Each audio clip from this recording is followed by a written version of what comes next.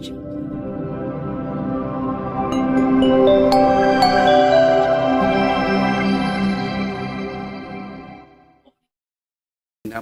tassa bhagavato arahato sama sambuddhassa. Namo tassa bhagavato arahato sama sambuddhassa. Namo tassa bhagavato arahato sama sambuddhassa. Terpujilah Sang Bhagawa yang Maha Suci, yang telah mencapai penerangan sempurna. Terpujilah Sang Bhagawa yang Maha Suci, yang telah mencapai penerangan sempurna. Terpujilah Sang Bhagawa yang Maha Suci, yang telah mencapai penerangan sempurna. Selamat sore semuanya. Sukihotu, Namo Buddhaya. Mau dengerin ceramah yang seperti apa?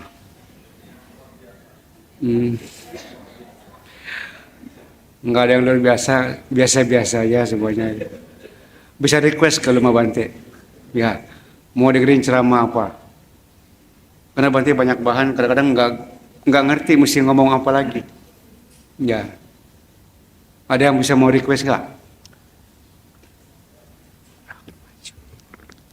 Atau Bantenya kurang maju kali ya? Ya udah jelas suaranya. Oke. Sekali lagi Bante tanya, mau dengerin apa? Iya. Tadi Bante sempat pemanasan di belakang. Ya, ada orang Bante datang, mereka datang langsung tanya ini, tanya itu. Ya ini bukan ceramah, ini cuma sebagai pembuka. Ya, tapi mungkin juga nanti setelah pembuka bisa jadi panjang ceritanya. Ya, kalau Bante kan memang lebih banyak bicara tentang meditasi. Kebanyakan sih bisa ada. Ya, terus makin kesini, Bante makin sering ketemu praktisi. Ya, sering discuss. Sekarang teori sudah mulai ditinggalkan. Kalau dulu Bante masih senang bicara tentang teori yang di buku-buku ya. Karena yang saya alami sebagai biku sampai hari ini bukan cuma meditasi saja yang makin simpel. Ya, semuanya kok kayaknya makin simpel aja ya. Kok jadi nggak rumit gitu. Kok jadi bisa segampang itu gitu. Tentang pelimpahan jasa, ya tentang meditasi, tentang apa aja lah. Karena buat saya kenapa bisa lebih simpel begitu Bante? Karena buat saya pribadi, dulu itu Dhamma itu susah sekali, rumit sekali. Ya, saya sampai belajar belasan tahun ya. Kok kayaknya nggak ngerti-ngerti ya. Apa saya yang bebel, apa Dhammanya yang sulit, saya nggak tahu. Tapi ketika saya jalani kesini sering ketemu orang, ngobrol. Ya nggak niat diskusi Dhamma sih, nggak niat. Ya cuma ngobrol-ngobrol biasa ketemu. Tapi kok mereka kebanyakan nggak ya seperti ngajarin saya gitu. Pas saya dengerin, kok jadi simpel ya? Kok jadi gampang ya gitu. Kalau saya dulu taunya seperti itu, aduh kayaknya nggak perlu capek-capek. Ya, contohnya seperti ini. Ada dua hal yang mungkin nanti bisa Anda renungkan. Oh ternyata meditasi segampang itu ya Bante ya, nggak rumit ya, nggak susah ya. Nah, kemarin waktu saya di Simpak, saya kedatangan orang baru. Maaf ya teman-teman saudara sekalian, dia bukan Buddhis, mereka Katolik. Ya, mereka lihat saya di YouTube ya. Pas ketemu saya dia bilang, maaf Bante, saya bukan Buddhis Bante. Oh nggak apa-apa, saya orangnya sama apa aja masuk, saya bilang. Ya, terus kenapa mau cari saja, kenapa saya bilang? Saya lihat Bante di YouTube Bante. Oh, tertarik ya sama ceramah saya? Oh enggak Bante, enggak. Saya udah GR duluan tadinya. Tertarik ya ceramah saya, bagus ya? Oh enggak Bante, bukan itu. Kenapa bisa cari Bante? Dulu Bante saya nggak ngerti apa yang saya dengar dia bilang. Dulu ketika saya bilang ketemu Bante, terus terang Bante, saya nggak ngerti Bante. Saya ini Katolik, tapi saya suka meditasi, dia bilang. Terus saya tanya, kamu pakai metode apa? Saya nggak paham metode Bante, saya nggak tahu apa itu metode, dia bilang. Tapi yang saya tahu, saya cuma diam, pasrah, dan nggak punya ekspektasi apa-apa. Tapi tiba-tiba semuanya terbuka Bante. Oh, bisa segampang itu ya? Iya Bante. Dan dia cerita. Aduh, saya aja yang udah belasan tahun nggak sampai ke situ, Ci. Ya, kunci bisa semudah itu, saya bilang. Oh, jelas ini orang paraminya luar biasa. Itu kasus pertama satu. Kasus yang kedua sama juga. Orang ini juga nggak pernah ke wihara, nggak pernah kebaktian seperti Anda yang rajin-rajin seperti ini ya. Tapi ketika dia ketemu saya, dia bicara tentang meditasi juga. Dan dia juga sama-sama tidak tahu apa itu metode, nggak tahu, nggak paham.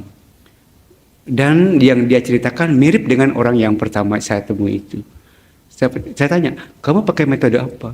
Oh enggak, Bante, saya enggak pakai metode. Cuma yang kedua ini agak aneh. Dia bilang dia suka sering liatin langit. Dia sering liatin langit, dia. Dan dia cuma melihat aja. Enggak punya pikir apa. Terus dia bilang, tiba-tiba langit terbuka, Bante. Dan saya bisa melihat surga. Oh, enggak bisa begitu. Benar, Bante. Saya enggak pernah lihat surga, saya bilang. Oh. Besok-besok kalau ke situ ajak saya bilang. Kok bisa segampang itu? Ya, bisa segampang itu. Akhirnya saya renungkan lagi. Ya memang sih Mama, ya cocok sih dengan apa yang saya jalani juga sebagai biku. Ya, tapi di sini saya bukan bicara pencapaian supranatural. Kalau saya lebih senang bicaranya yang logika dan realita. Anda mengalami, saya pun pasti mengalami. Ya, kalau bicara tentang surga, mungkin kita semua pernah mengalami, tapi kan lupa. Ya, kalau bicara tentang supranatural ya, saya nggak paham, nggak ngerti. Ya, karena kalau saya prakteknya cuma ke sini aja. Ya, cuma ke dalam saja. Nah, ini cuma sebagai pembuka tentang meditasi. Sudah cukup belum? Ya kalau cukup berarti mau pulang. Udah cukup belum? Belum ya? Oke, anggap aja ini pemanasan dulu. Ya, nanti berarti akan bicara tentang meditasi kepada teman-teman saudara sekalian. Karena begitu banyak saya bertemu dengan praktisi meditasi, ya. Tapi maaf ya teman-teman sama sekalian, mungkin ini yang orang sering bilang, ya, pinter tapi kebelinger gitu. Sering latihan, sering retret, ya, duduk bisa berlama-lama, tapi bukan kebijaksanaannya muncul, tapi jadi aneh. Gitu. Terus ada salah di mana? Ya. Dan buat saya, ya jelas ada sesuatu yang perlu diperbaiki. Karena kalau buat saya pribadi, ya meditasi kan harusnya bikin orang jadi lebih baik ya. Ya minimal jadi lebih sabar, satu. Dua, jadi lebih toleran, ya. Jadi lebih rendah hati.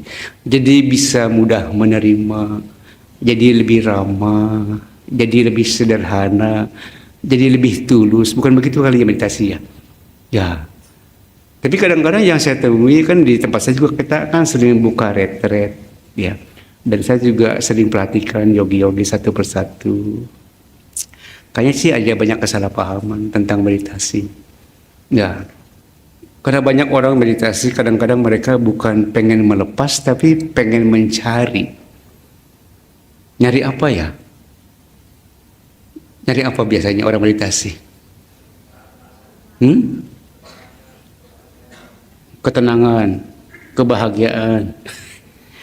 Kadang-kadang kalau orang pengen bahagia, emang belum bahagia. Iya. Kan bahagia gampang sekali. Ya. Apa belum tenang? Iya. Kan tenang juga gampang sekali. Terus kalau udah tenang mau apa? Iya. Mau apa emang? Jadi banyak sebenarnya. Di sini saya ingin berbagi kepada teman-teman semua sekalian. Apa sih sebenarnya tujuan kita meditasi? Ya. Karena sebenarnya intisari ajaran Buddha itu memang adanya di meditasi. Ya, karena sebagai biku saya juga terus terang, saya sembuhnya di meditasi. Ya, cuma mungkin metode saya mungkin beda dengan yang pernah Anda pelajari atau mungkin yang sekarang sedang Anda dalami, agak sedikit berbeda. Ini saya cuma ingin berbagi-bagi pengalaman, mudah-mudahan Anda dan saya punya tujuan yang sama. Ya, punya tujuan yang sama. Dan saya selalu bilang ya, dimanapun saya ceramah, saya selalu bilang, kita adalah orang-orang sakit. Betul ya? Anda mengaku nggak Anda sakit? Sakit apa? Sakit apa? Cancer? Sakit kantong? Sakit apa? Bukan. Itu mah sakit umum. Ya. Saya selalu bilang dimanapun saya ceramah, kita adalah orang-orang sakit jiwa. Betul ya? Ya. Sama seperti Anda ya, saya juga sama. Dulu ketika saya belum jadi biku, sebelum saya belum kenal meditasi, saya adalah orang yang sakit jiwa. Sakit jiwa bukan berarti kita nanti harus dikirim ke Grogol ya, bukan, lain cerita. Bukan begitu, bukan itu yang saya maksud sakit jiwa, itu bukan itu. Kita adalah orang-orang yang sulit bahagia. Ya. Setiap hari kita habiskan waktu kita dari pagi, siang, sore, malam. Kita berusaha berjuang untuk mencari bahagia. Tapi yang didapat apa? Kadang-kadang malah sebaliknya ya. Nyarinya bahagia tapi dapatnya capek. Ya. Dan saya pernah ada di titik Anda, Koriko. Saya pernah ada di titik itu. Ya. Saya sama seperti Anda dulu. Saya mencari apa yang saya mau. Saya bekerja mati-matian. Saya berusaha untuk mendapatkan sesuatu yang bisa memuaskan hidup saya. Ya, dan saya bekerja siang, malam, pagi, sore, banting tulang, dapat. Namanya orang kerja masa nggak dapat. Tapi benar Pak Riko, capek. Dan saya sulit untuk bisa tidur nyenyak. Susah juga untuk bisa makan enak. Lucu ya, punya spring bed tapi nggak bisa tidur nyenyak, makanan di mana-mana banyak tapi nggak bisa makan enak. Itu kan orang sakit ya Pak Riko ya. Sakit. Ya. Kalau orang sehat mau makan apa juga enak. Kalau orang sehat tidur di mana juga jadi, betul ya. Nah, di sini saya ingin berbagi kepada Anda tentang obat yang membuat saya menjadi sembuh. Bagaimana caranya, obatnya apa? Ya, nanti Anda bisa datang ke tempat saya, karena saya ada tulis di satu figura. Mungkin Anda nanti bisa foto itu.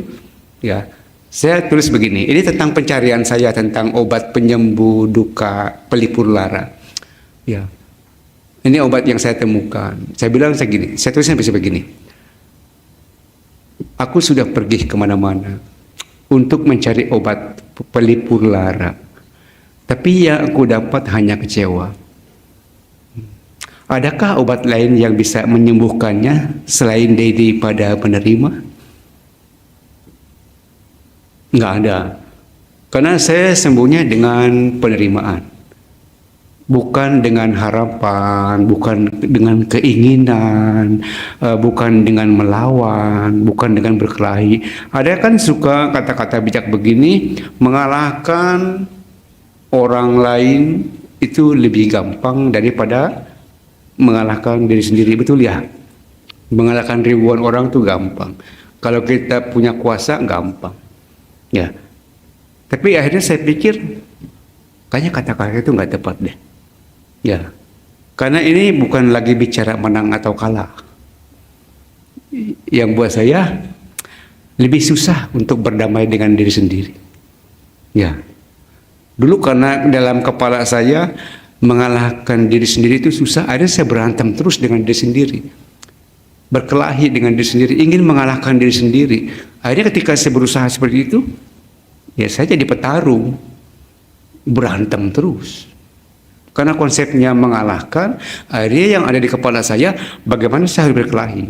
Ya saya harus lebih kuat gitu kan. Tapi ketika saya merenung, kayaknya ada yang beda dah. Kayaknya nggak cocok dah kata ini, saya bilang. Ini bukan bicara lagi menang kalah, bukan. Ya. Jauh lebih sulit untuk berdamai dengan diri sendiri. Tapi ternyata nggak susah-susah amat ya. Berdamai dengan diri sendiri susah nggak? Terus gimana tuh kalau susah? Hah? nggak ketemu. Ya, memang saya pun terus terang teman-teman sahabat sekalian belasan tahun saya berusaha bagaimana caranya berdamai dengan diri sendiri. Karena sebagai manusia apalagi saya laki-laki, ya saya tinggal hidup besar dewasa di lingkungan yang membuat saya bagaimanapun saya harus berani dan saya harus melawan. Ya, dan itu sangat sulit buat saya untuk merubah karakter Koriko. Susah sekali. Ya, dan saya pergi jauh ke negeri orang, ya saya ke Myanmar, ke Thailand, cari obat. Saya pengen sembuh. Saya nggak mau kelahi terus, ya. Saya nggak mau berantem terus. Karena sama seperti Anda, nggak ada orang yang hidup dalam konflik itu bahagia, nggak ada. Ya, semua orang sebenarnya sih ingin hidup damai, bahagia. Tapi kadang-kadang kenyataan hidup memaksa kita untuk konflik. Betul ya? Apa kitanya yang suka konflik?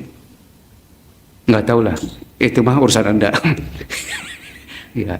Kalau urusan saya seperti gitu. Dulu saya sering kali konflik. Ya, konflik fisik dan konflik batin. Dan di satu titik saya merasa capek. Saya pengen sembuh dari semua ini. Terus saya belajar di Indonesia. Ya, saya ikut retret ke sana ke sini. Nggak ketemu. Ya. Mungkin saya orang angkatan pertama dulu waktu di Indonesia mulai ramai-ramainya retret. Ya, saya tinggalkan kesibukan saya, cuma ingin sembuh dari masalah yang saya derita ini gitu ya. Tapi ketika saya ikut retret 10 hari, pulang bukan makin sembuh. Ya, makin parah. Ya, di tempat retret saya bukannya berobat. Ya. Makin jadi, iya. Karena saya nggak tahu, ternyata meditasi nggak seperti itu harusnya. Ya mungkin kayak wajar lah, masa-masa pencarian, saya pikir sih wajar, banyak kekeliruan, ya banyak kesalahan, saya pikir wajar. Nah, akhirnya ketika satu titik saya berhenti meditasi, saya dapat apa yang saya cari. Nah, di sini bukan berarti Anda punya alasan untuk berhenti meditasi. Saya berhenti karena saya udah melintang kemana-mana. Kalau Anda makan belum? Ya, kalau Bante udah nggak usah meditasi, nanti juga datang sendiri. Bukan begitu maksudnya. Ya, saya berhenti karena saya merasa nggak dapat apa-apa dalam meditasi. Ya, saya sudah ke Myanmar, bolak-balik, ketemu saya ada latihan, ketemu mereka. Pulang dapat apa? Nggak dapat apa-apa. Ya. Saya pergi ke Thailand, ya, cari lumpuh ini, lumpuh itu, ketemu dengan mereka latihan. Pulang dapat apa? Nggak dapat apa-apa. Ya. Tapi setelah waktu berlalu begitu lama, panjang. Ternyata sebenarnya saya dapat. Ketika ketemu dengan mereka saya dapat, tapi batin saya belum bisa mencerna. Kalau kayak orang, giginya belum ada. Ya. Jadi belum bisa. Terus ya mungkin batinnya juga seperti perut belum bisa mengunyah, mencerna makanan yang seperti gitu. Nah, seiring waktu saya terus latihan. Ya itulah teman-teman sekalian. Ternyata semua sekarang jadi lebih simpel ya. Jadi lebih gampang. Dan satu kata yang saya pakai di mana-mana. Ya, dan ini saya selalu berbagi kepada siapa saja. Bagaimana sih kita jadi orang damai bahagia? Cuma satu kata, nerima aja. Nggak usah nolak kenyataan, nggak usah marah sama kenyataan, nggak usah tanyakan apa sih kenapa ini begini kenapa, nggak usah terima lagi, jalanin aja, emang udah waktunya. Ya, makin dipertanyakan, makin tidak ketemu jawaban, makin penasaran kita dengan hidup, karena orang ingin selalu jawabannya yang indah-indah. Ingin selalu jawabannya yang memuaskan dirinya. Nggak bisa. Ya, makin dicari, makin tidak ketemu. Makin ditanyakan, makin tidak ada jawabannya. Ketika saya diam, dia datang memberikan arti. Cuma masalahnya, yaitu dia tadi.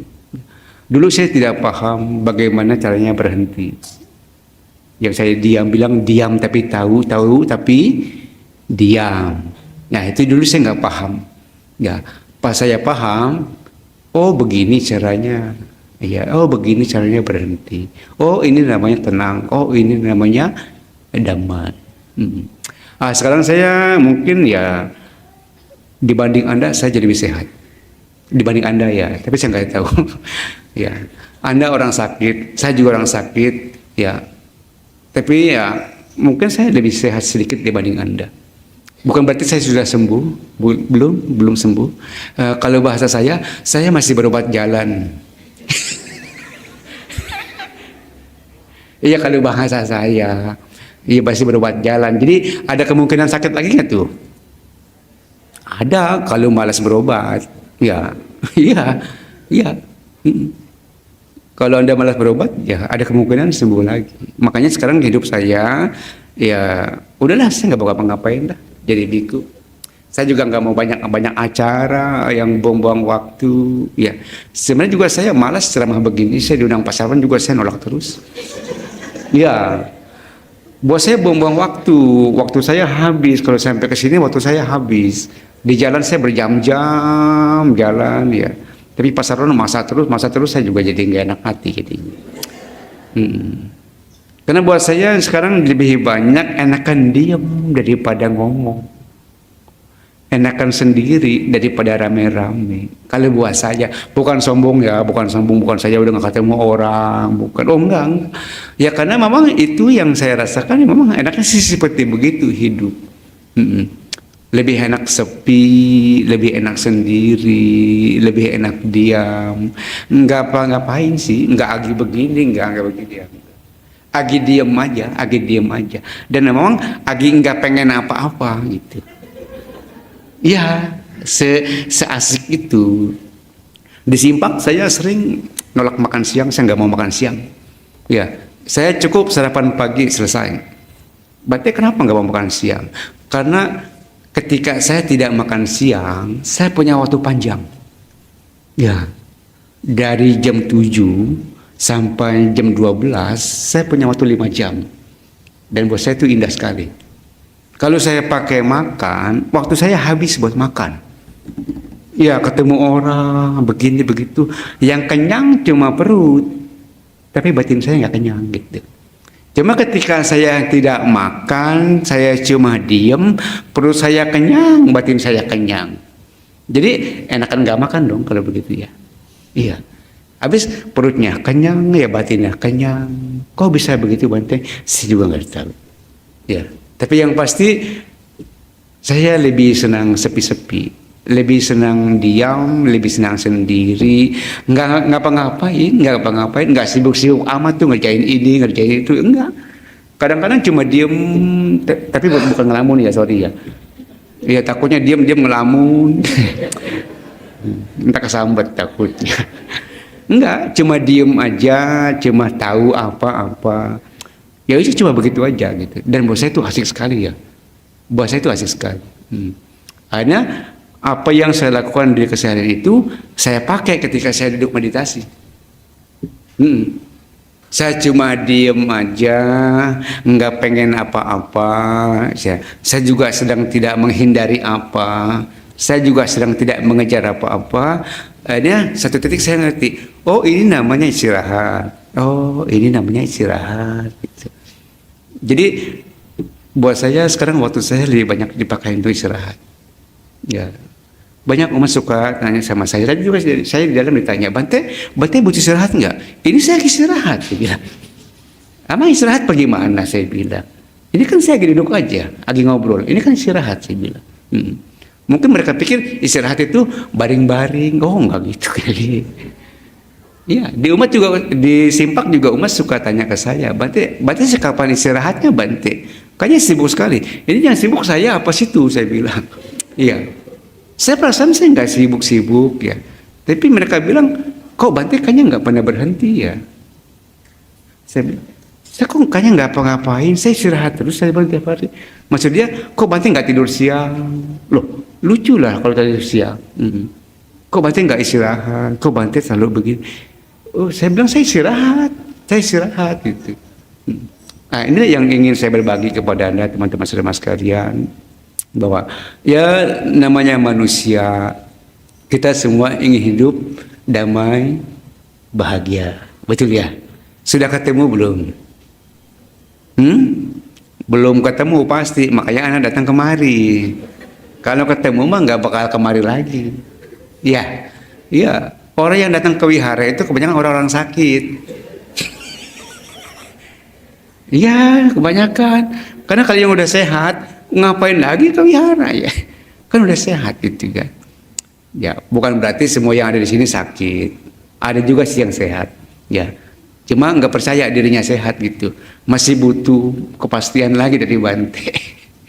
Nah, di sini saya ingin berbagi itu aja kepada anda teman-teman saudara sekalian, bahwa dhamma itu sebenarnya begitu simpelnya, begitu mudahnya, begitu indahnya.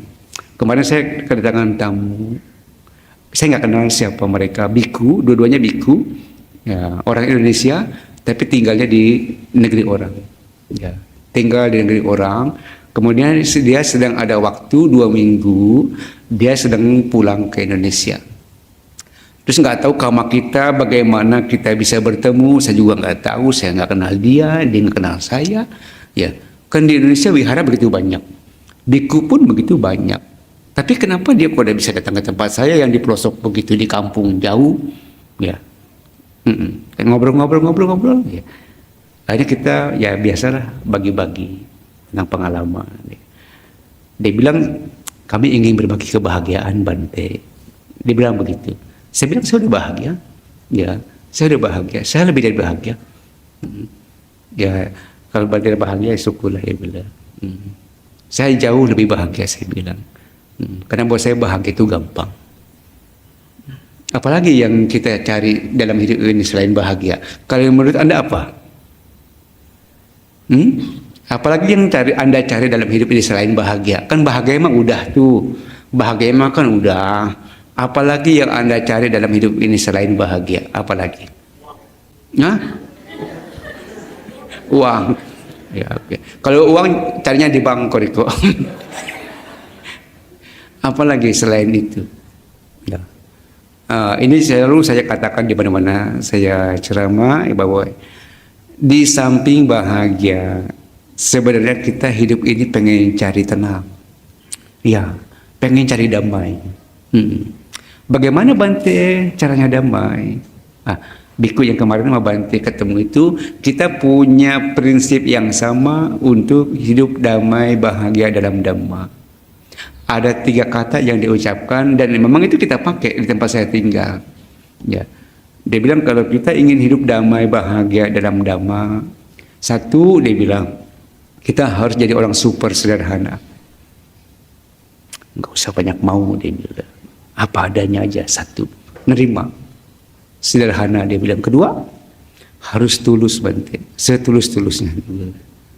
Yang 3, rendah hati Bante. Oh ya udah, saya tahu karena 3-tiganya kita sedang kembangkan di tempat kita tinggal.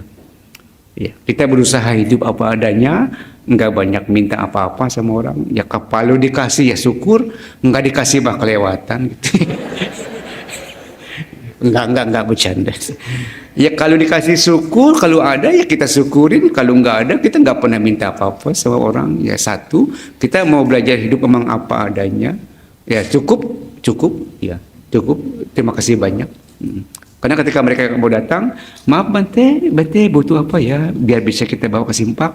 Cukup, nggak butuh apa-apa. Dia bilang, bukannya basa-basi, emang cukup, nggak butuh apa-apa.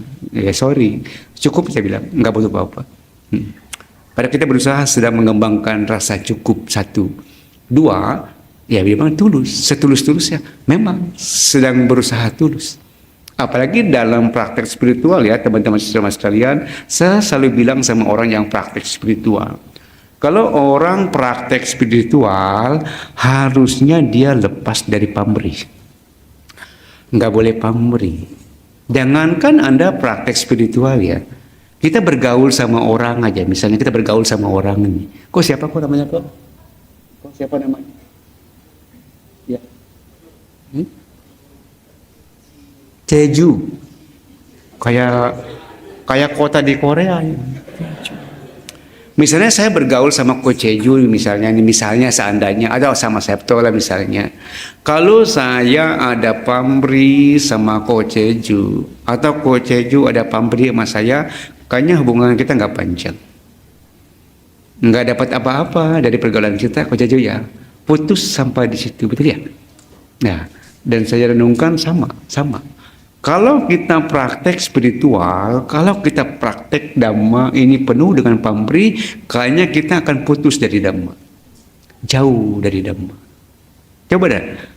Banyak orang yang badannya ada di wihara, ya, telinganya setiap hari dengerin Dhamma, ketemu dengan biku sangga, tapi hatinya jauh dari Dhamma. Ada enggak?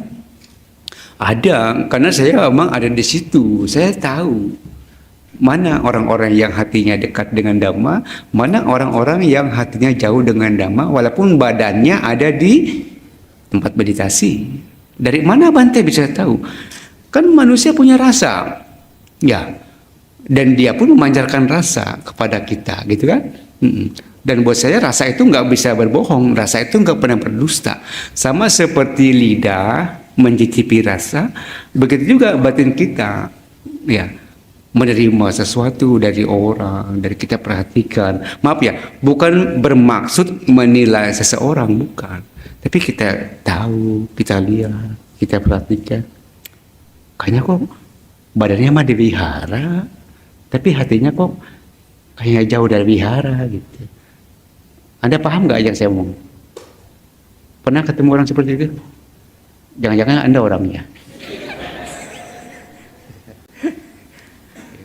Karena buat saya orang yang dekat dengan wihara itu ya itu dah orang-orang yang bahagia, orang-orang yang tulus, orang-orang yang rendah hati, orang-orang yang toleran, orang-orang yang lama, dan orang-orang yang sederhana. Itulah orang-orang yang dekat dengan Dhamma. Ya. Jadi kalau Anda ke wihara, Anda meditasi, Anda sering dengerin ceramah, bolak-balik sana sini, tapi kalau hati Anda masih jauh dari sederhana, ya belum lah berarti cuma badannya doang yang dekat sama wihara, ya, katanya. Ya, jadi itu saja yang ingin saya bagi kepada Anda teman-teman saudara sekalian. Dan makin kesini semuanya jadi makin gampang, jadi makin simple. Intinya saya selalu bilang kalau ada orang tanya saya, Bante bagaimana sih Bante sebaiknya jadi umat Buddha? Udah kok, jadi orang baik aja. Kan simpel ya kok ya. Jadi orang baik kan universal ya. Jadi orang baik susah apa enggak? Gampang enggak jadi orang baik? Gampang, susah kalau dianya jahat. Ya, ya. Karena secara alami kita ini semua ingin jadi orang baik, betul ya? Ada enggak orang yang sejak lahir ketika ditanya punya cita-cita apa, pengen jadi orang jahat, Bante, ada enggak? Enggak ada, enggak ada. Secara natural semua manusia ini pengen jadi orang baik. Ya. Tapi bagaimana caranya jadi orang baik? Nah, 3 hal itu kalau Anda ingin berkembang dalam Dhamma ini, kalau Anda ingin benar-benar merasakan, ya, oh ternyata benar ya, Dhamma itu indah. Indah di awal, indah di tengah, indah di akhir. Ya saya bilang tadi, yang 3 itu harus Anda pakai, harus Anda bawa. Anda harus jadi orang yang rendah hati, Anda harus jadi orang yang tulus, kalau bisa benar-benar tanpa pamrih.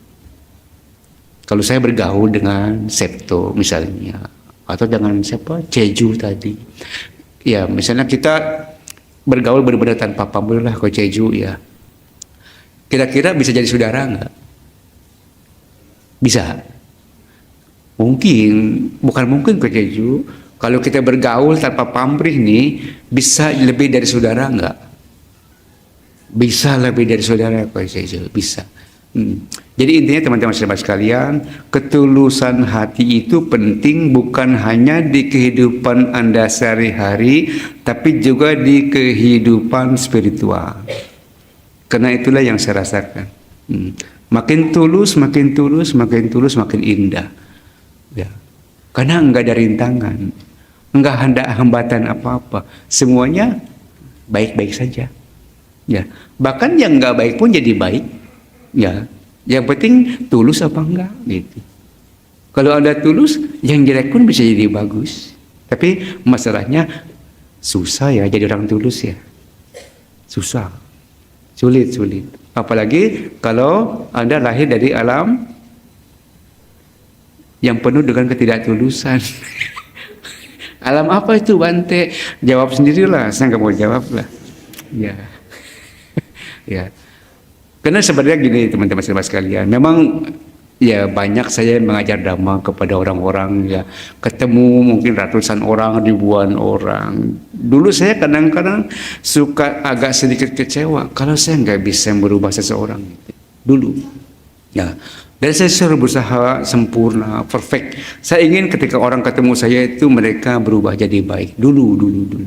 Tapi sekarang saya udah mulai mengerti, oh ternyata tidak semua orang bisa dirubah. Kenapa bisa begitu Bante? Karena kita lahir dari alam yang tidak sama, dari alam yang berbeda. Kira-kira kita dari mana ya? Wah, nggak salah. Saya tadi dari Modern Land. Tadi pagi saya ke Simpak, dari Simpak saya ke Karawaci, saya transit di Modern Land. Berarti saya jawabannya salah. Kita dari mana ya sebenarnya? Kita bisa dari mana saja Koriko. Ya, karena alam yang pernah kita singgahi nggak satu Koriko. Ya, Koriko taunya Bante dari Simpak. Salah. Ternyata Bante sempat transit di Modern Land. Iya. Ntar pulang ke Simpak, betul Koriko. Tapi besok pergi lagi, nggak tahu kemana. Ya, Anda tahu Anda dari mana? Anda tahu nanti Anda akan kemana? Nggak tahu. Bante juga nggak tahu. Tapi kita bisa kira-kira kita ini dari mana bisa. Ya, masalahnya Anda mau belajar nggak? Anda mau merenung nggak? Bisa. Terus kira-kira kita nanti bakal kemana? Tahu nggak? Hati-hati ya, Anda yang nggak tahu ya sih. Anda tiba-tiba kejeblos sih. Iya, tahu-tahu meleng-meleng kepleset kejeblos. Nggak tahu mau kemana, nggak tahunya jauh ke bawah sih. Susah ditolong. Ya, banyak umat, banyak manusia, dia tidak tahu dia dari mana, dan dia tidak tahu dia akan kemana. Bukan saya sakti loh, Ci. Bukan saya punya kemampuan batin, ya. Bukan saya punya indra keenam, bukan saya pandai supernatural, tapi ini logika. Ini logika. Banyak orang tidak paham, banyak orang tidak sadar setiap hari dia sedang membuat jejak karma untuk dirinya sendiri. Betul ya? Anda sadar nggak Anda sedang bikin jejak karma? Enggak. Kebanyakan orang nggak sadar, Luci. Mereka omong sembarang, mereka pikir sembarang, mereka berbuat sembarang, dan mereka tidak memperhatikan kemana ini sedang membawa dirinya sendiri. Itu dia satu.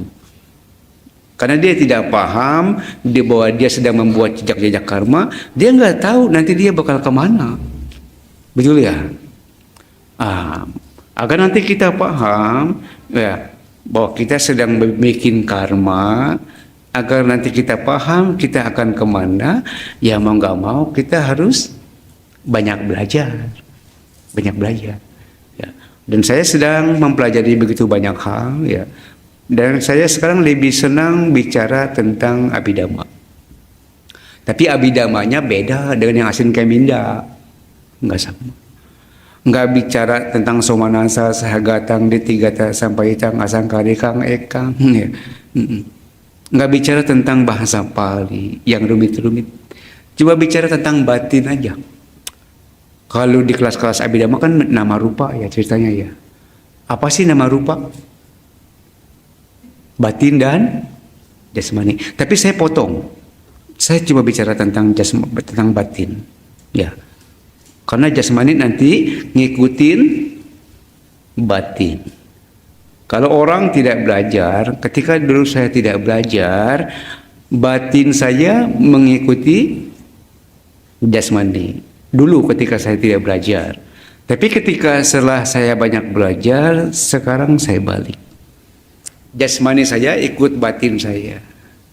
Makanya sekarang saya bisa tahu, oh, saya lagi ke sini, saya lagi di sini, saya lagi di sini. Kalau Anda tahu Anda sedang di mana, kemudian Anda tahu Anda akan kejeblos, kira-kira Anda terus apa udah? Ya, tapi kalau Anda tahu Anda sedang ada di mana, Anda tahu ini Anda sedang dibawa ke tempat yang lebih baik, Anda terus atau sudah? Nah, itulah masalahnya. Udah tahu belum sedang ada di mana? Sedang ada di fluid, dan masuk. Iya. Nah, inilah teman-teman saudara sekalian yang perlu kita renungkan dalam hidup kita di keseharian, karena damai itu sebenarnya tidak ada di mana-mana, tidak ada di wihara, tapi damai itu ada di keseharian. Dan biasanya hari-hari kita penuh dengan bahaya. Coba dah Anda renungkan dah. Karena saya begitu banyak bertemu dengan orang, ya. Bahkan di tempat meditasi pun dia tidak sadar bahwa dia sedang menempuh bahaya. Ya, banyak kan di tempat meditasi orang-orang aneh ya, berkelahi sesama yogi, ada ya. Ya, atau enggak berkelahi dengan yogi, berkelahi dengan dirinya sendiri, ada ya. Marah sama keadaan, ya, protes ini, protes itu. Selalu ada saja yang tidak cukup, selalu ada tidak sempurna, bikin mereka kecewa.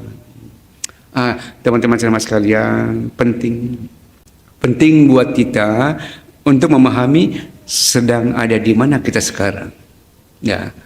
Dan untuk bisa memahami itu, Anda tidak perlu jauh-jauh buka suta ini, suta itu, ya.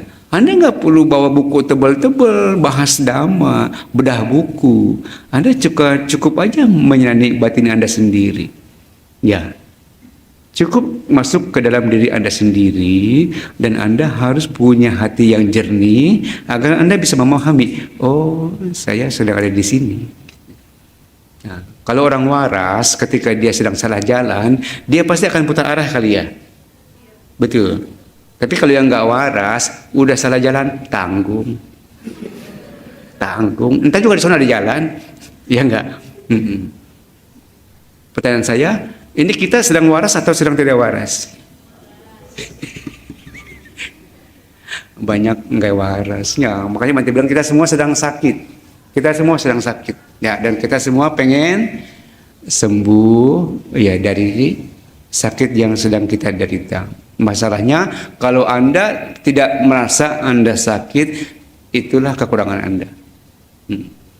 Karena kalau orang tidak merasa dirinya sakit, dia tidak akan cari obat buat sembuh, betul ya? Tapi kalau saya dulu saya merasa sakit, akhirnya saya cari obat. Sama seperti Ko Joni.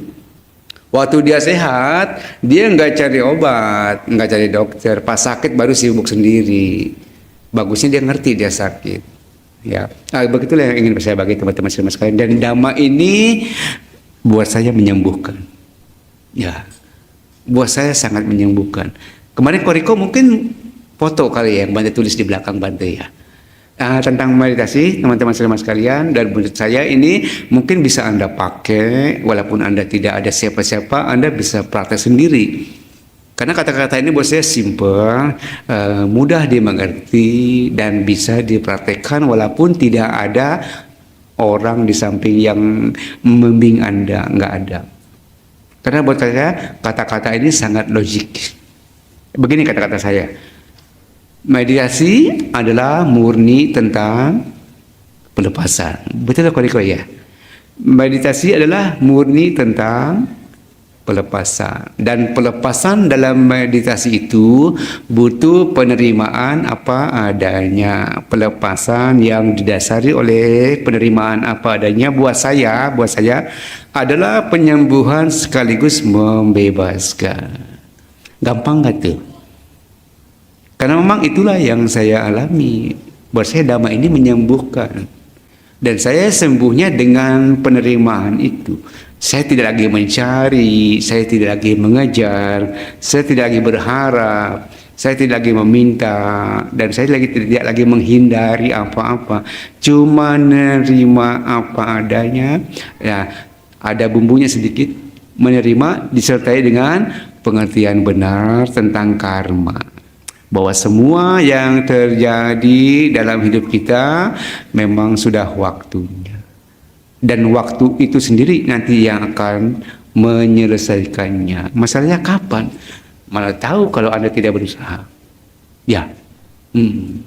Jadi mulai sekarang kalau Anda ingin mengerti dhamma yang Buddha ajarkan, belajar menerima kenyataan.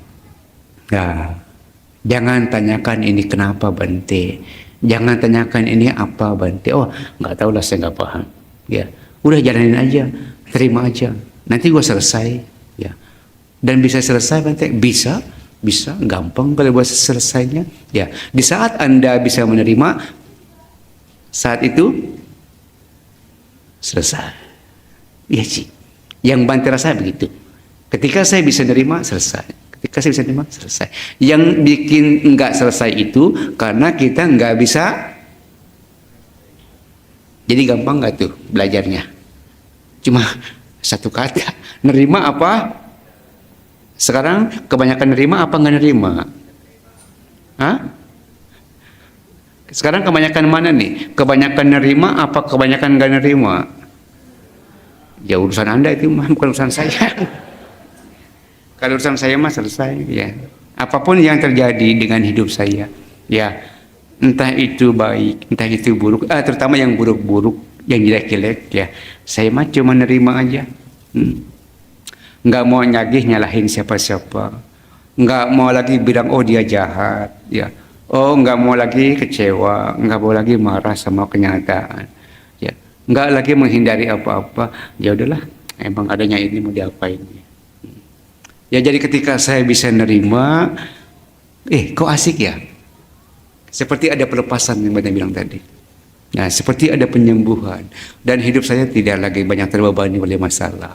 Ya, walaupun umat setiap hari datang ke saya kasih masalah, saya terima. Iya, benar Ci. Di Simpak Bante, aduh pasien Bante banyak sekali ya. Dan saya nggak pernah tolak pasien datang. Saya terima terus. Saya terima. Ambil terus ya, tapi saya lepas lagi. Kan bukan urusan saya, urusan dia kan. Ya. Ngapain saya pusing-pusing ya? Kan ada umat suka tanya, Bante siapa nggak pusing Bante itu? Orang ngomong, ngapain saya pusing? Bukan urusan saya kok. Urusan saya kan cuma mendengar aja. Saya bilang, masalah mereka sih. Nah, itulah yang saya bisa dapatkan ya, sepanjang dalam masa-masa pencarian saya sebagai biku, ya sama seperti Anda mungkin sebagai umat pun Anda juga sama-sama mencari kedamaian itu ya.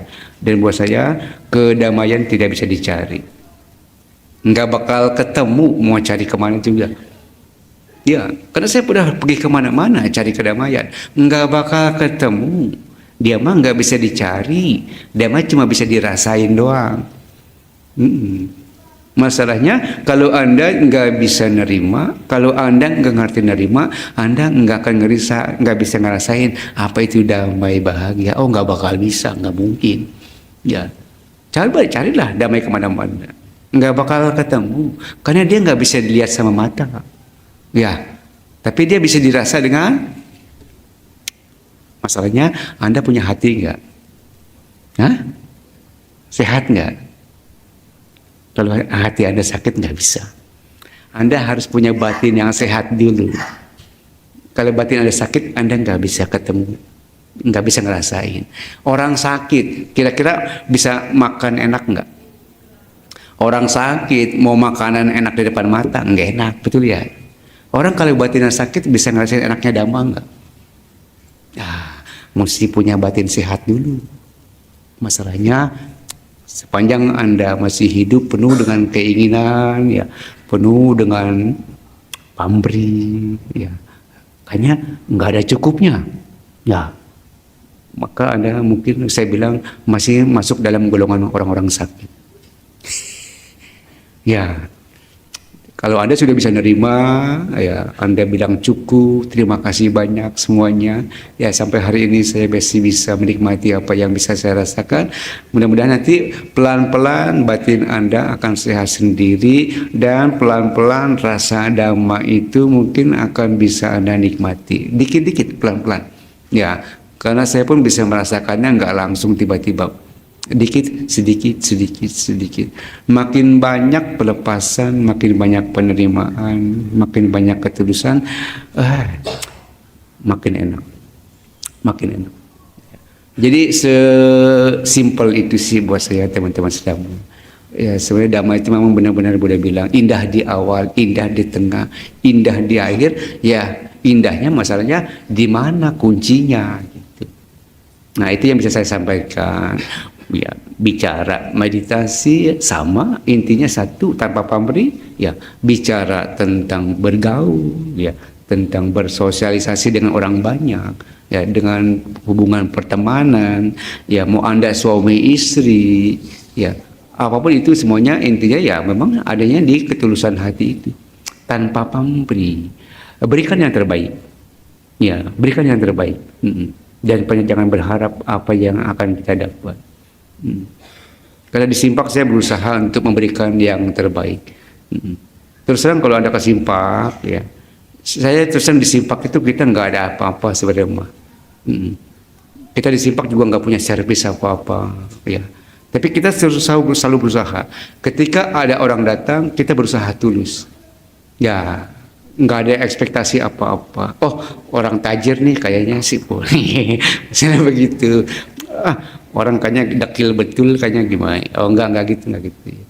Siapapun yang datang ke tempat kita berusaha terima. Ya. Dan kita berusaha tulus, nggak mau tahu lu siapa, nggak mau tahu Anda siapa. Ya. Itulah yang kita lakukan di Simpak. Nah, dengan cara seperti itu, maaf ya teman-teman sekalian, saya juga banyak menyembuhkan orang. Ternyata penerimaan itu bukan nanti imbasnya hanya menyembuhkan diri Anda sendiri.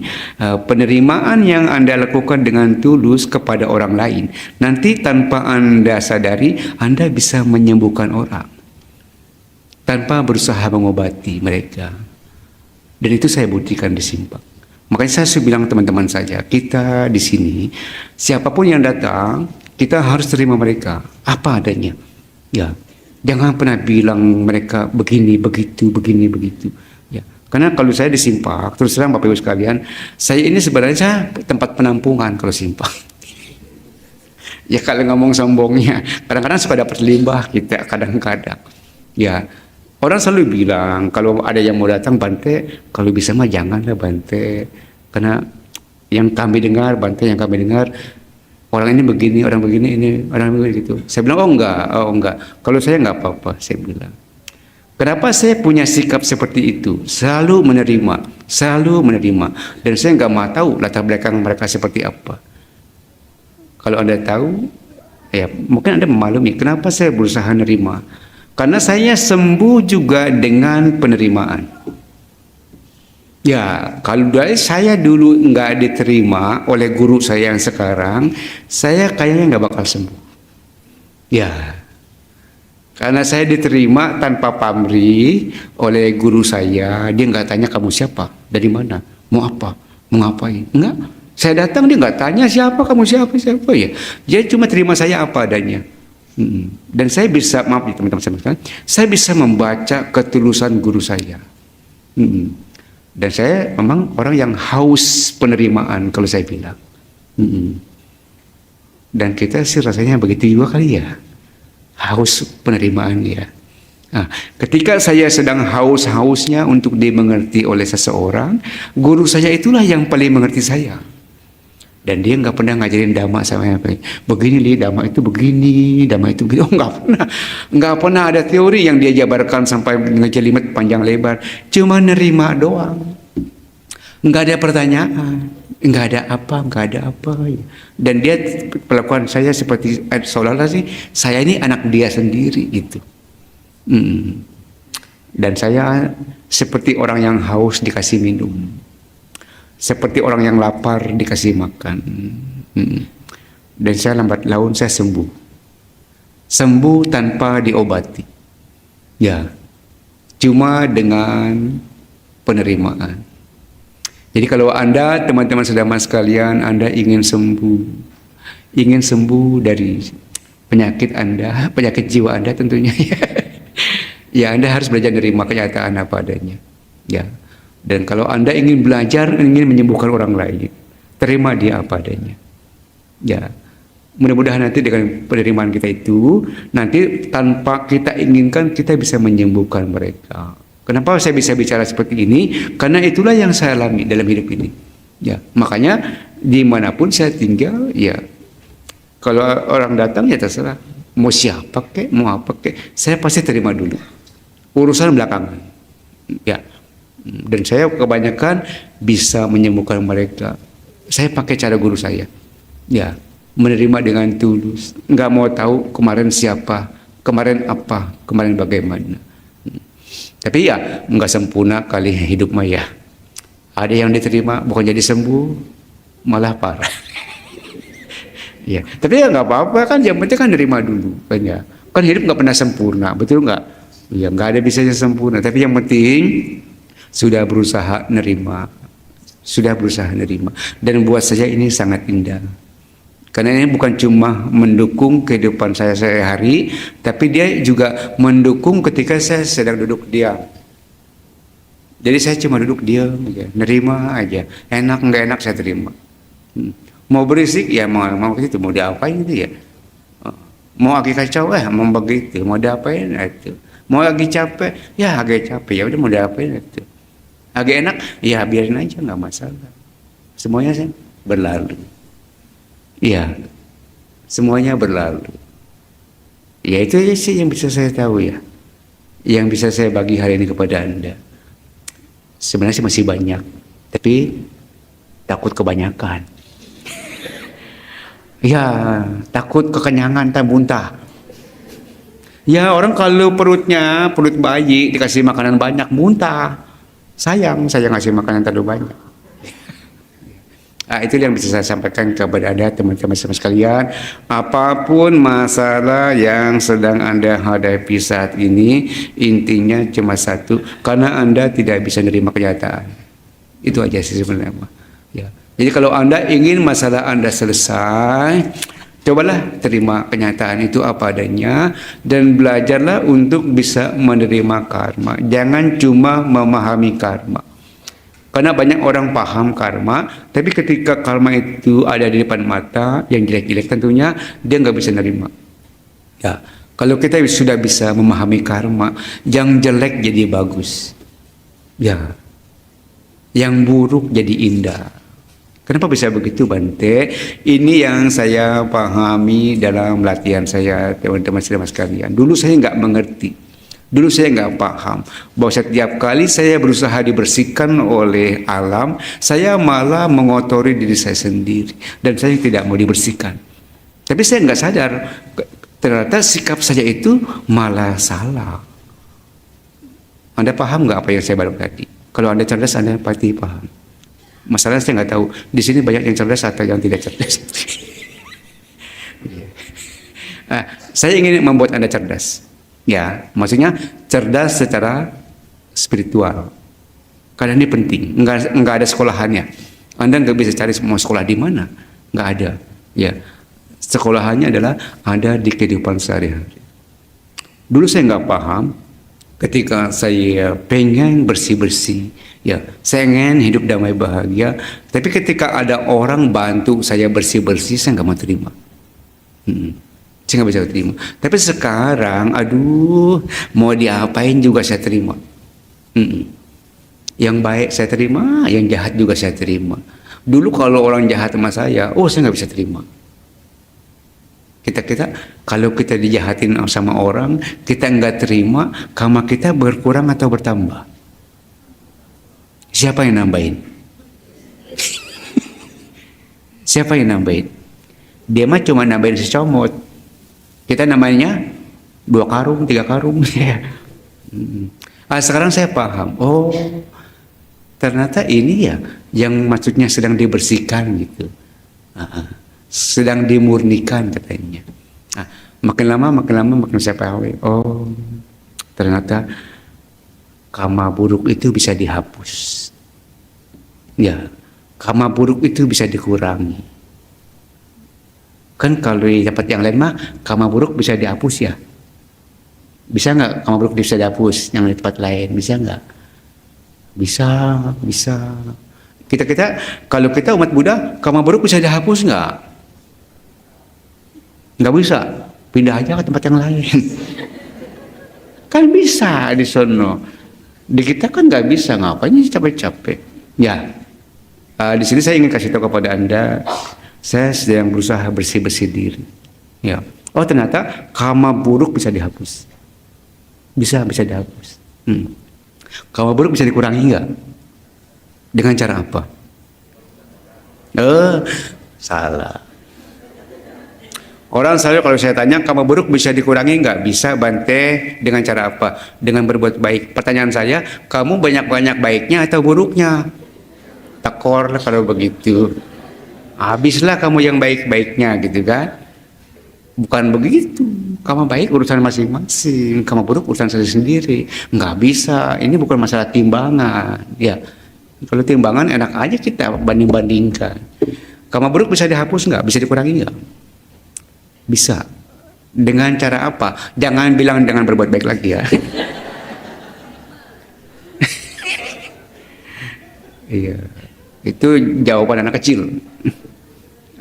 Dengan cara apa kamu buruk bisa dikurangi? Nerima. Betul dia. Dengan cara apa kamu buruk bisa dihapus? Sama, jawabannya nerima doang sebenarnya. Cuma nerima doang. Karena kalau kita bisa nerima, kita nggak bikin karma baru, betul nggak? Tapi masalahnya, setulus apa Anda bisa nerima, itulah yang susah. Ya, kalau Anda masih bicara tentang harga diri, bicara nama baik, bicara tentang kehormatan, apalagi ego Anda besar sekali, susah lah nerima dengan tulus. Harus belajar untuk jadi bukan siapa-siapa dulu, baru Anda bisa menerima. Ya. Sepanjang Anda pikir Anda siapa, ya, sepanjang Anda ingin orang tahu Anda siapa, susah untuk bisa menerima dengan tulus. Susah. Ya. Dan saya bisa menerima itu karena memang saya merasa saya bukan siapa-siapa. Ya. Dan saya juga merasa saya bukan apa-apa juga. Saya sama aja sama orang lain, orang biasa. Emang saya siapa gitu, pengen dihormati orang, ya. Emang saya siapa, pengen dihargain orang gitu kan, ya. Karena saya selalu merasa bahwa saya ini bukan siapa-siapa, saya bukan apa-apa, nggak perlu lah saya menjaga-jaga kehormatan saya, ya. Nggak perlu saya juga mempertahankan nama baik saya, nggak penting buat saya. Jadi ketika ada apapun yang saya terima, baik buruk ya biasa-biasa aja. Jadi akhirnya saya punya paham begini, oh ternyata karma buruk bisa dihapus. Ya, awalnya saya pikir bisa dikurangi, bisa. Anda pernah dengar kata ahosikama? Apa Odi artinya ahosikama? Kama yang tidak berbuah. Bisa nggak kita orang biasa bikin ahosikama, bisa nggak? Bisa. Bagaimana agar karma buruk yang kita terima ini menjadi tidak buruk, bisa nggak? Malah menjadi lebih baik. Bukannya tidak berbuah, Odi. Berbalik, Odi. Yang busuk kita bisa jadiin yang jadi bagus, bisa nggak? Oh bisa. Ternyata karma buruk ini bukan cuma bisa dihapus, tapi dia bisa membuahkan sesuatu yang lebih indah daripada yang kita pikir. Bisa nggak? Bisa nggak? Ada satu kata-kata gini yang mungkin bisa jadi panduan. Di ujung pahit ada manis. Anda pernah dengar kata-kata itu?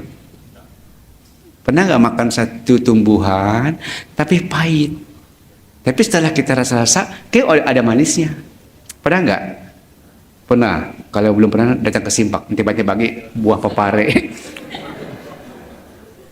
Ya. Di ujung pahit ada manis. Iya. Dan itu benar-benar saya rasakan, teman-teman saya sekalian. Ya. Dan saya sekarang belajar, oh ternyata di balik hal-hal yang buruk itu ada yang indah. Ada yang indah. Masalahnya kamu tahan nggak terimanya. Kalau kamu tahan, saya bilang tadi, di ujung pahit nanti ketemu manis. Ya. Di dalam gelap nanti akan ada terang, katanya. Di jalan buntu Anda akan ketemu jalan. Banyak-banyak hal seperti itu yang saya bisa rasakan. Jadi karma buruk dalam kita ini bukan cuma bisa dihapus, Anda bisa merubah jadi indah. Ya, kalau Anda bisa seperti itu, nggak sia-sia Anda jadi umat Buddha. Karena saya sudah bisa merubah itu. Dulu yang buruk-buruk bikin saya jadi tambah buruk. Dulu saya bisa lebih jahat daripada orang yang jahat sama saya. Ya, bisa nggak begitu? Kan kita kadang-kadang suka sombong begitu ya. Saya tuh Bante, kalau dia baik orang saya bisa lebih baik Bante. Tapi kalau dijahatin, saya bisa lebih jahat. Ada yang begitu ya. Oh, kalau sekarang nggak gitu, nggak gitu. Iya, nggak masalah, nggak masalah. Ya, sekarang dijahatin orang, saya bisa jadi tambah baik. Baik sama siapa Bante? Minimal kepada diri saya sendiri. Ya, makin dijahatin orang, saya jadi makin tahu bagaimana caranya mencintai diri sendiri. Betul nggak? Ya, karena saya sering jadi begitu kan, saya jadi tahu bagaimana caranya bikin saya bahagia. Saya juga nggak mau bikin saya susah lagi. Ya, dulu ketika saya nggak tahu, ketika dijahatin orang, yang jahatin memang udah selesai, saya belum selesai. Ya, sekarang dia belum selesai, saya udah dibalik. Terserah, kalau dia mau terusin terserah, tapi saya udah selesai. Bagaimana selesainya? Yaitu dia Bante tadi bilang dengan nerima. Ya udahlah, terserahlah mau diapain terserah, nggak apa-apa ini. Ya, dibilang jelek juga nggak jelek-jelek amat segini mah ya. Iya kali, mau dibilang jelek pas ngaca, enggak tuh masih segini aja ya. Dibilang bagus pas ngaca, enggak bagus-bagus amat sih, masih segini aja ya.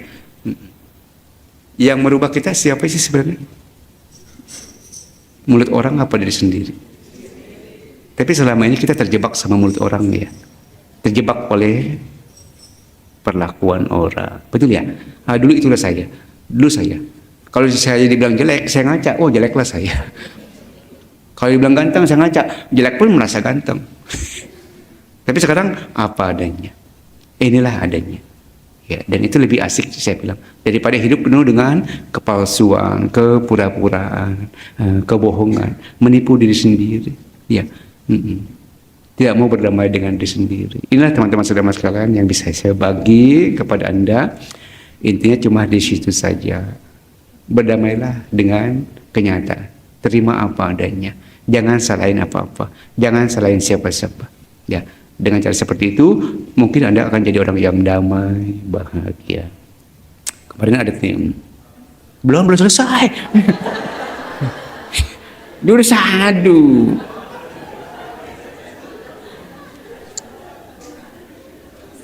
Ya udahlah, kalau dia udah sadu ya udah. Jadi nggak enak. Mau terus ya udah. Ada yang mau tanya? Kita apa jam berapa ya kalau kebaktian di sini ya? Hah? Mau tanya? Kalau nggak tanya juga nggak apa-apa sih, nggak masalah Bante mah. Mau ditanya syukur, nggak ditanya ya nggak apa-apa. Ya silakan. Udah. Baik, selesai. Bapak Ibu, demikianlah Dhamma Desana yang disampaikan oleh Yang Mulia Bante Bodhinanda. Mohon maaf sekali karena keterbatasan waktu, sudah 7:30. Kita tidak adakan sesi tanya jawab untuk hari ini, mungkin di lain kesempatan. Bante, ternyata saya kepanjangan ceramahnya ya. Tadi nggak ada sih. Nggak apa-apa Bante, urusan yang nanya nanti. Oh ya udah. Emang saya nggak bertanya hari ini. Mau pulang. Oke.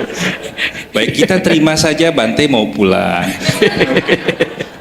Ya, Oke, Bante, apakah ada blessing atau untuk ini? Kalau saya nggak main-main blessing. Kesimpulan? Enggak. Tidak ya? Enggak. Sudah. Kata-kata terakhir sebelum ini Bante? Tidak ada juga ya? Oke. Kata-kata terakhir saya mau pulang. Mau pulang. Beri tepuk tangan buat Bante.